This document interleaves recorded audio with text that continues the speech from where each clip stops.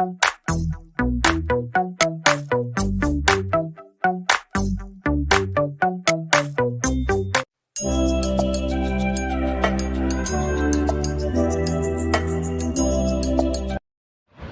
राधे, कैसे हो आप लोग। तो हमारा टॉपिक चल रहा है क्लास 7th का चैप्टर फर्स्ट, जिसका नाम है न्यूट्रिशन इन प्लांट। यानी कि प्लांट को ग्रो करने के लिए, सरवाइव करने के लिए भी न्यूट्रिशन की ज़रूरत पड़ती है। और कौन कौन से न्यूट्रिशन की ज़रूरत पड़ती है, इसके बारे में हम प्रीवियस वीडियो में पढ़ चुके हैं। प्राइमरी न्यूट्रिएंट्स कौन से होते हैं, सेकेंडरी न्यूट्रिएंट्स कौन से होते हैं, ट्रेस न्यूट्रिएंट्स कौन से होते हैं, और मोड ऑफ न्यूट्रिशंस क्या होते हैं। आज हम लोग पढ़ेंगे फोटोसिंथेसिस क्या होता है, फोटोसिंथेसिस की प्रोसेस क्या होती है, और अदर मोड ऑफ न्यूट्रिशन क्या होते हैं। तो फोटोसिंथेसिस स्टार्ट करते हैं। फोटोसिंथेसिस क्या होता है। Green plants make sugar for growth by a process called photosynthesis which means making thing with light. Simply अगर हम समझें कि फ़ोटोसिंथेसिस क्या होता है, तो ये एक फूड मेकिंग प्रोसेस होता है प्लांट के लिए। प्लांट अपना खाना खुद बना पाते हैं फ़ोटोसिंथेसिस की वजह से। अगर फ़ोटोसिंथेसिस नहीं होगी तो प्लांट अपना खाना खुद नहीं बना पाएंगे। तो फ़ोटोसिंथेसिस क्या होती है, एक फूड मेकिंग प्रोसेस होती है जिसकी वजह से खाना प्लांट खुद बना पाते हैं।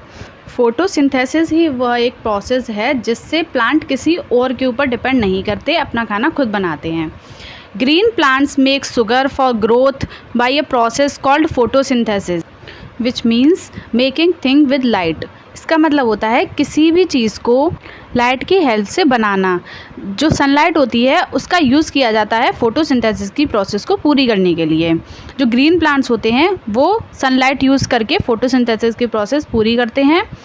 Plant use sunlight, water and carbon dioxide to create oxygen and energy in the form of sugar।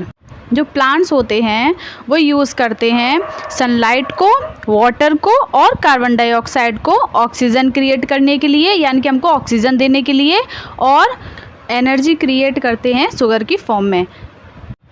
अब आप समझ गए कि फ़ोटोसिंथेसिस वो प्रोसेस होती है जिससे जो प्लांट होते हैं वो किसी के ऊपर डिपेंड नहीं होते, अपना खाना खुद बनाते हैं। और इसमें वो कौन कौन सी चीज़ों का यूज़ करते हैं, कार्बन डाइऑक्साइड, वाटर और सनलाइट। अब करते हैं प्रोसेस ऑफ फोटोसिंथेसिस। अब आता है process of photosynthesis. Leaves are the food factories of plants. जो लीव्स होती हैं वो फूड फैक्ट्रीज होती हैं प्लांट्स की, यही सारा खाना प्रोवाइड करवाती हैं प्लांट्स को। Therefore all the raw material must reach the leaves. जितना भी रॉ मटेरियल है, जो भी मटेरियल है वो लीव्स तक पहुंचना चाहिए। रॉ मटेरियल की बात करें तो सनलाइट है, वाटर है, वो सब कुछ लीव्स तक पहुंचना चाहिए। Water and minerals present in the soil and absorb by the roots and transport by the leaves. Water और मिनरल्स जो होते हैं वो सॉइल में प्रेजेंट होते हैं और एब्जॉर्ब किए जाते हैं रूट के द्वारा और ट्रांसपोर्ट करे जाते हैं लीफ पर। तो वाटर और मिनरल्स कैसे मिलते हैं हमारे प्लांट्स को, वो सॉइल से मिलते हैं। किसके थ्रू मिलते हैं, रूट के थ्रू मिलते हैं।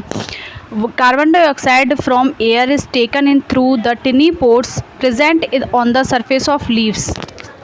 लीव्स के ऊपर बहुत छोटे छोटे पोर्स प्रेजेंट होते हैं जिसकी मदद से कार्बन डाइऑक्साइड एब्जॉर्ब करते हैं leaves. These pores are surrounded by guard cells। In pores के सराउंडेड में गार्ड सेल्स प्रेजेंट होते हैं, छोटी छोटी सेल्स प्रेजेंट होती हैं जिनको हम बोलते हैं गार्ड सेल्स। इनको गार्ड करती हैं। इन्हीं गार्ड सेल से वो ये जो पोर्स होते हैं वो ढके हुए होते हैं जिससे कार्बन डाइऑक्साइड एब्जॉर्ब करती हैं लीव्स। अब नेक्स्ट है सच पोर्स आर कॉल्ड स्टोमेटा। ये जो पोर्स होते हैं जो कार्बन डाइऑक्साइड को एब्जॉर्ब करते हैं और गार्ड सेल से ढके हुए होते हैं, इन पोर्स को हम बोलते हैं stomata. The leaves have a green pigment called chlorophyll. Leaves के ऊपर ग्रीन पिगमेंट्स बने हुए होते हैं जिसको हम बोलते हैं chlorophyll. It helps leaves to capture the energy of the sunlight. ये जो पिगमेंट होते हैं, क्लोरोफिल होते हैं, ये हेल्प करते हैं सनलाइट से एनर्जी लेने के लिए। This energy is use to synthesis या फिर prepare food from carbon dioxide and water. इसी एनर्जी की वजह से कार्बन डाइऑक्साइड कन्वर्ट हो पाती है ऑक्सीजन में। Since the synthesis of food occur in the presence of sunlight it is called photosynthesis. Photo का मतलब होता है लाइट, सिंथेसिस का मतलब होता है कंबाइन या फिर प्रिपेयर। क्योंकि जो प्लांट होते हैं वो लाइट की मदद से फूड प्रिपेयर करते हैं अपना, इसलिए इनको फोटोसिंथेसिस कहा जाता है। अब आपको ये पता चल गया कि फ़ोटोसिंथेसिस की प्रोसेस में, यानी कि फ़ोटोसिंथेसिस करने के लिए प्लांट्स को 3 चीज़ों की ज़रूरत पड़ती है, सनलाइट की, वाटर की और कार्बन डाइऑक्साइड की। सनलाइट लीफ लेती हैं क्लोरोफिल के थ्रू, वाटर और मिनरल्स लीव्स लेती हैं रूट के थ्रू, और कार्बन डाइऑक्साइड लिया जाता है छोटे छोटे पोर्स के थ्रू जो लीव्स पर प्रेजेंट होते हैं। इसको हम बोलते हैं स्टोमेटा। अब ये तीनों चीज़ें समझ में आ रही हैं कि कैसे लेते हैं, किस चीज़ों की ज़रूरत पड़ती है। अब नेक्स्ट हम पढ़ते हैं, एक क्वेश्चन दे रखा है एनसीईआरटी की बुक में, वो है can you imagine life on earth in the absence of photosynthesis. क्या आप फोटोसिंथेसिस के बिना अपनी लाइफ इमेजिन कर सकते हैं अर्थ पर? तो नहीं कर सकते। In the absence of photosynthesis there would not be any food. अगर फोटोसिंथेसिस नहीं होगा तो कोई खाना नहीं मिलेगा। अब प्लांट फोटोसिंथेसिस करते हैं तभी तो खाना बनाते हैं, अल्टीमेटली हमें खाना तो उससे ही मिलता है, प्लांट से। तो जब प्लांट खाना बनाएंगे ही नहीं तो हमको मिलेगा कहाँ से? और फोटोसिंथेसिस नहीं होगी तो प्लांट खाना नहीं बनाएंगे। The survival of almost all living organism directly और indirectly depend upon the food made by the plant. जो हमारी लाइफ है वो इनडायरेक्टली और डायरेक्टली प्लांट के ऊपर ही डिपेंड है। Beside oxygen which is essential for the survival all organism produce during photosynthesis. Oxygen की भी ज़रूरत पड़ती है हमको, जो कि फोटोसिंथेसिस के द्वारा प्लांट्स जो हैं वो रिलीज़ करते हैं। अगर प्लांट्स फोटोसिंथेसिस नहीं करेंगे तो हमको ऑक्सीजन भी नहीं मिलेगी। इन the absence of photosynthesis life would be impossible on the earth. बिना फोटोसिंथेसिस के लाइफ इम्पॉसिबल हो जाएगी, अर्थ पर लाइफ होगी ही नहीं। नेक्स्ट हम डायग्राम देखते हैं फोटोसिंथेसिस का और स्टोमेटा का।